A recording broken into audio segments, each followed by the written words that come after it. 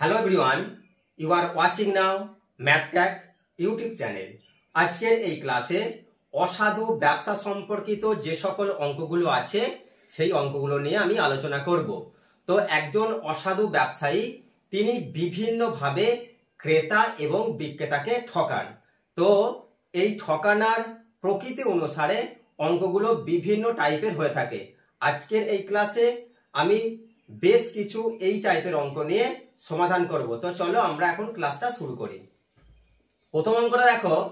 প্রথম অঙ্কটা বলছে যে একজন অসাধু ব্যবসায়ী তিনি ক্রয় মূল্যেই জিনিস বিক্রি করে, কিন্তু তিনি 1 কেজির পরিবর্তে 900 গ্রাম দেয়, তাহলে তার শতকরা লাভ কত হবে? তো এখানে ওই ব্যবসায়ী কি করছে না, 1 কেজি সে জিনিস কিনে আনছে, কিন্তু বিক্রি করার সময় তিনি যাকে বিক্রি করছে তাকে 900 গ্রাম দিচ্ছে। এটাকে যদি আমরা কোয়ান্টিটির রেসপেক্টে করি হবে, আবার যদি প্রাইসের রেসপেক্টে করি সেটাও করা যাবে। তো যদি আমরা প্রথমে এটাকে কোয়ান্টিটির রেসপেক্টে করি তাহলে কি হবে দেখো, ডিসঅনেস্ট সেলার কি করছে না 1000 গ্রাম জিনিস কিনে আনছে আর দিচ্ছে কত, 900 গ্রাম জিনিস দিচ্ছে। এখানে সে 100 গ্রাম জিনিস সে লাভ করছে, অর্থাৎ তার প্রফিট হচ্ছে 100 গ্রাম।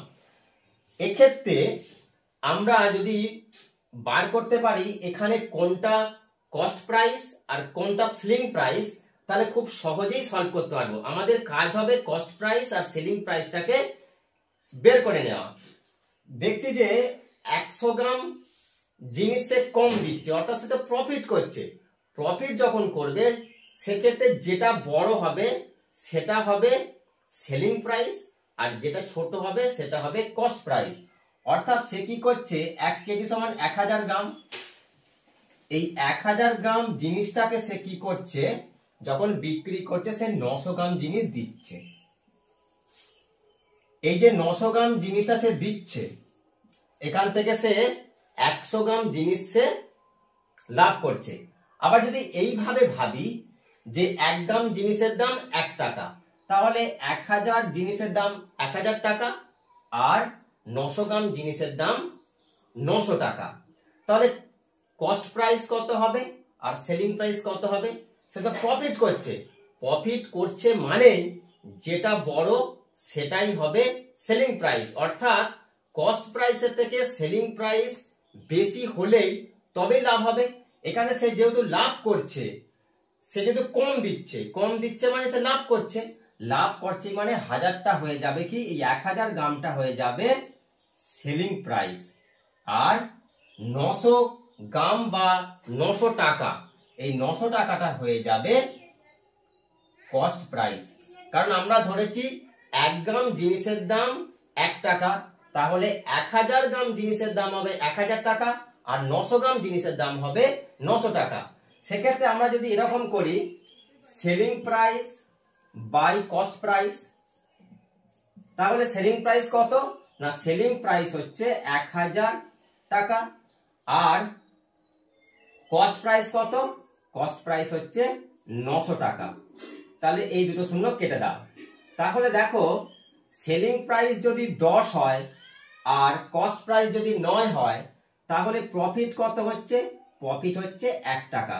এই প্রফিট কার উপরে হয় না, এই প্রফিটটা সবসময় প্রাইসের উপর হয়, অর্থাৎ 9 টাকার উপর লাভ হচ্ছে 1 টাকা, একে লাভ হচ্ছে 1 9 টাকা, আর 100 অর্থাৎ 100 টাকার উপর লাভ হচ্ছে 1 9 গুণ 100 সমান 109 সমান 11.19% ওই ব্যক্তির লাভ হবে। অঙ্কটা দেখো, বলছে একজন অসাধু ব্যবসায়ী 20% লাভে একটি জিনিস বিক্রি করে এবং জিনিসটি বিক্রি করার সময় 10% ওজনে কম দেয়। এক্ষেত্রে তার শতকরা লাভ কত? এক্ষেত্রে দেখো প্রথমে সে সরাসরি ক্রয় মূল্যের উপর 20% লাভ করছে, আর জিনিসটা যখন বিক্রি করছে তখন সে কি করছে, পরিমাণে কম দিচ্ছে, অর্থাৎ 10% সে জিনিস কম দিচ্ছে। এখন যদি আমরা এখান থেকে দুটো পার্ট ভাববো, অর্থাৎ একটা পার্টে ক্রয় মূল্য এবং বিক্রয় মূল্য বের করব, আর একটা পার্টেও ক্রয় মূল্য এবং বিক্রয় মূল্যটা বের করব। তারপরে আমরা দেখব কি হয়, টোটাল ক্রয় মূল্য এবং বিক্রয় মূল্যটা কি হয় সেটা দেখব। প্রথম বলছে যে তিনি 20% লাভ করছে, অর্থাৎ ক্রয় মূল্যের উপর। জিনিসটির দাম যদি আমরা 100 টাকা ধরি, অর্থাৎ কেনা দাম যদি 100 টাকা হয়, তাহলে 20% তার উপর লাভ হচ্ছে, বিক্রি দাম হয়ে যাচ্ছে 120 টাকা। অর্থাৎ এখান থেকে আমরা পাচ্ছি কস্ট প্রাইস যদি 100 টাকা হয়, সেক্ষেত্রে সেলিং প্রাইস হচ্ছে 120 টাকা। এখন এইভাবে আমরা লিখব, সেলিং প্রাইসটাকে উপরে লিখব আর কস্ট প্রাইসটাকে নিচে লিখব। এখানে সেলিং প্রাইস কত পাচ্ছি, 120 টাকা। 120 টাকাটা উপরে হবে আর সেলিং প্রাইস হবে 120 টাকা আর কস্ট প্রাইস হবে 100 টাকা। আচ্ছা, এরপরে বলছে ওই জিনিসটা বিক্রি করার সময় তিনি 10% ওজনে কম দিয়েছে। অর্থাৎ জিনিসটি যদি 100 গ্রাম হতো, সেক্ষেত্রে তিনি দিচ্ছে কত, মানে বিক্রি করার সময় তাকে দিচ্ছে কত, ঠকিয়ে 90 গ্রাম দিচ্ছে। এখানে সে কিন্তু লাভ করছে, কারণ সে যেহেতু 100 গ্রামের পরিবর্তে 90 গ্রাম দিচ্ছে, বেসিক্যালি ওই অসাধু ব্যবসায়ী 10 গ্রাম জিনিস লাভ করছে। লাভ যখনই হবে তখন কস্ট প্রাইস হয়ে যাবে কোনটা আর সেলিং প্রাইস হবে কোনটা, না কস্ট প্রাইস হবে সবসময় এই ছোটটা। তাই সেলিং প্রাইসটা উপরে লিখব আর কস্ট প্রাইস হচ্ছে 90, কস্ট প্রাইসটা নিচে লিখব। সবসময় কি হবে, selling price by cost price. এবার 100 100 কেটে দাও, এই 0 0 কাটা, 3 3 9, 3 4 12, 4 3। অর্থাৎ দেখতে পাচ্ছি এখানে যদি কস্ট প্রাইস 3 টাকা হয়, সেক্ষেত্রে সেলিং প্রাইস হবে 4 টাকা। তাহলে এখান থেকে আমরা প্রফিট কত পাচ্ছি, না প্রফিট হচ্ছে 1 টাকা। এই 1 টাকাটা প্রফিট কত, না 3 এর উপর 1 টাকা প্রফিট, আর 100 অর্থাৎ 100 টাকার উপর প্রফিট হবে কত, তাহলে 100/3 অর্থাৎ 33 পূর্ণ 1/3% লাভ হবে ওই অসাধু ব্যবসায়ী। নেক্সট অঙ্কটা এরকম, একজন ব্যবসায়ী 30% লোকসানে একটি জিনিস বিক্রি করে, কিন্তু 380 গ্রামের পরিবর্তে তিনি ওজনে 350 গ্রাম দেয়। এক্ষেত্রে তার শতকরা কত লাভ বা ক্ষতি হবে? প্রথমে তিনি কি করছেন না, 30% লোকসানে দ্রব্যটি বিক্রি করছে। অর্থাৎ ওই জিনিসটা তিনি যদি 100 টাকা দিয়ে কিনে আনেন, তাহলে তিনি 30% লোকসান করছেন, অর্থাৎ 30 টাকা তার ক্ষতি হচ্ছে। সেক্ষেত্রে তিনি বিক্রি করছে কত টাকায়, না 70 টাকায় বিক্রি করছে। অর্থাৎ কস্ট প্রাইস যদি 100 টাকা হয়, সেক্ষেত্রে তার সেলিং প্রাইস হচ্ছে কত, 70 টাকা। এবার দেখো আমরা কি করব, না সেলিং প্রাইসটাকে উপরে লিখব আর কস্ট প্রাইসকে নিচে লিখব। সেলিং প্রাইস কত, না সেলিং প্রাইস হচ্ছে 70 আর কস্ট প্রাইস হচ্ছে 100। এই হলো প্রথম পার্ট। দ্বিতীয় পার্টে বলছে তিনি বিক্রি করার সময় কি করছেন, না 380 গ্রামের পরিবর্তে 380 গ্রামের পরিবর্তে যাকে বিক্রি করছে তাকে দিচ্ছে কত, না 350 গ্রাম দিচ্ছে। অর্থাৎ এক্ষেত্রেও তিনি লাভ করছেন, তাই বড় অ্যামাউন্টটা হয়ে যাবে সেলিং প্রাইস আর ছোট অ্যামাউন্টটা হবে কস্ট প্রাইস। অর্থাৎ 380 হবে ওপরে আর 350 হবে নিচে। এবার ক্যালকুলেশন করলে সেলিং প্রাইস আর কস্ট প্রাইসটা বেরিয়ে আসবে। 0 0 কাটা, এখন 7 দিয়ে 5, 2 দিয়ে 19, 2 38, 2 দিয়ে 5 5, 2 দিয়ে 5 2 10 সমান 19 এর 25। অর্থাৎ কস্ট প্রাইস যদি 25 টাকা হয়, সেলিং প্রাইস হচ্ছে 19 টাকা। ক্ষেত্রে লস হচ্ছে কত, না এক্ষেত্রে লস হচ্ছে 6 টাকা। এই 6 টাকা কার উপর লস হচ্ছে, না 25 টাকা সেলিং প্রাইস, এই সরি 25 টাকা কস্ট প্রাইস, এই 25 টাকার উপর লস হচ্ছে বাই ইনটু 100, 25 দিয়ে কেটে দাও 4 সমান 24% তার মোটের উপর ক্ষতি হচ্ছে। অর্থাৎ ওই যে ব্যক্তি অর্থাৎ ব্যবসায়ী তার 24% দ্রব্যটি বিক্রি করে তার ক্ষতি হচ্ছে। রাজ্য সরকার এবং কেন্দ্রীয় সরকারের পরীক্ষায় আসা ভীষণ কমন একটি অঙ্ক হলো এই অঙ্কটি। এই অঙ্কটি আবার দুটো উত্তর অপশন হিসাবে থাকে, অর্থাৎ 44% এবং 50%। তো আমরা কনসেপচুয়াল দেখব কখন 44% আসে আর কখন 50% আসে।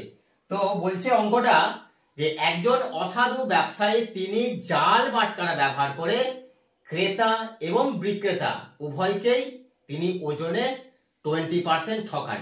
এক্ষেত্রে তার শতকরা কত লাভ হবে?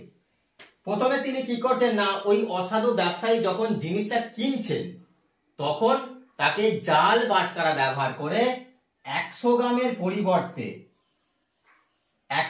পরিবর্তে তিনি তাকে 20% ঠকাচ্ছেন। অর্থাৎ 100 গ্রামের পরিবর্তে তিনি 120 গ্রাম জিনিস তিনি কিনে নিয়ে চলে আসেন, অর্থাৎ 20 গ্রাম জিনিস তিনি বেশি নিয়ে চলে আসছে।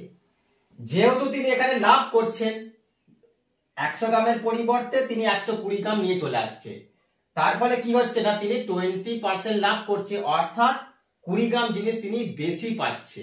অর্থাৎ 1 গ্রাম জিনিসের দাম যদি 100 টাকা হয়, 1 গ্রাম জিনিসের দাম যদি 1 টাকা হয়, 100 গ্রাম জিনিসের দাম হবে 100 টাকা, আর 120 গ্রাম জিনিসের দাম হবে 120 টাকা।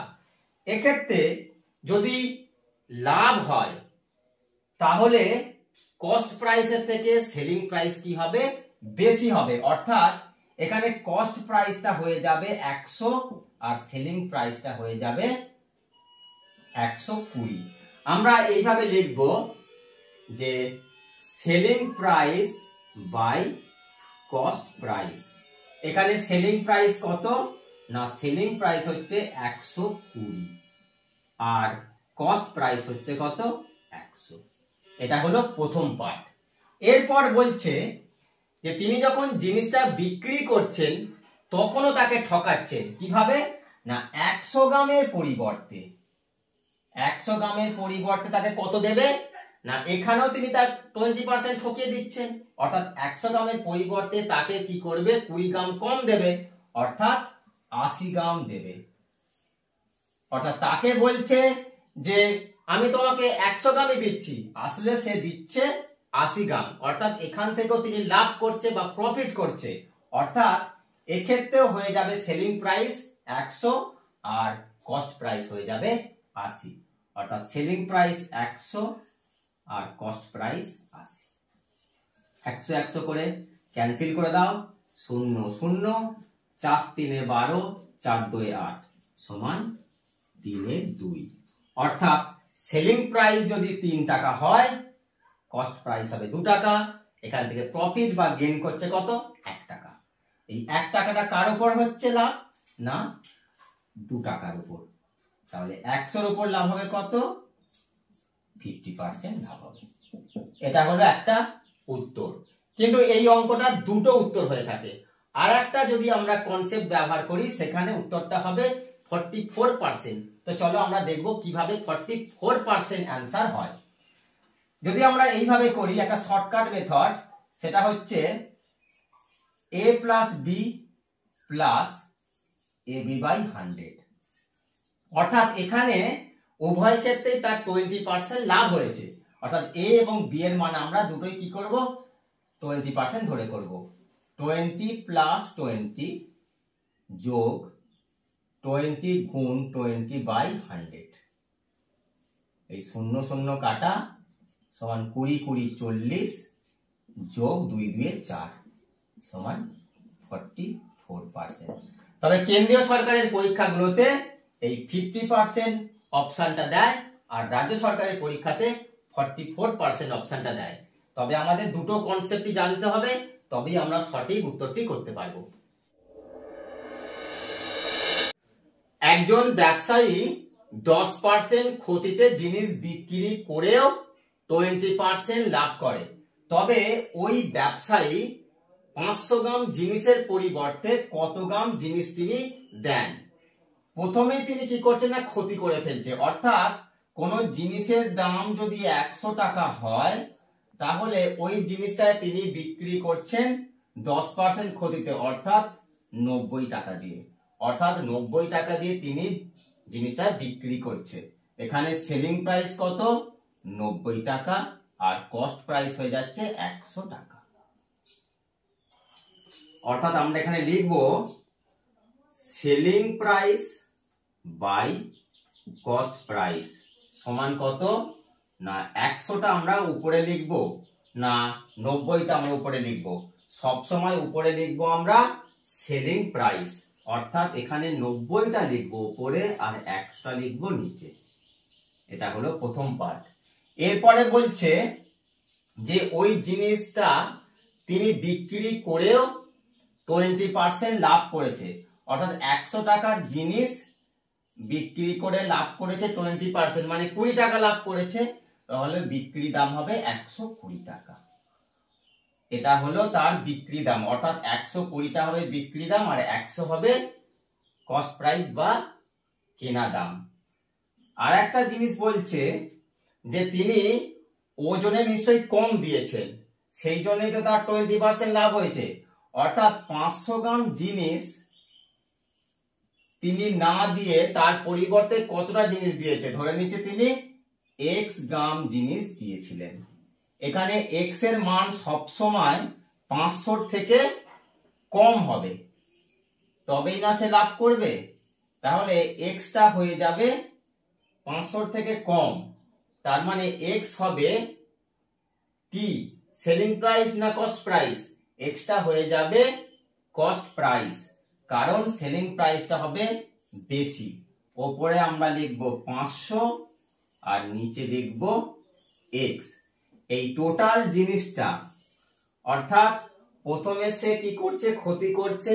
যখন ক্ষতি হচ্ছে তখন তার সেলিং প্রাইস হচ্ছে 90 আর কস্ট প্রাইস হচ্ছে 100, অর্থাৎ 100 টাকার জিনিসকে 10% ক্ষতিতে যখন বিক্রি করছে তখন সেলিং প্রাইস 100 আর সেলিং প্রাইস 90 আর কস্ট প্রাইস হচ্ছে 100।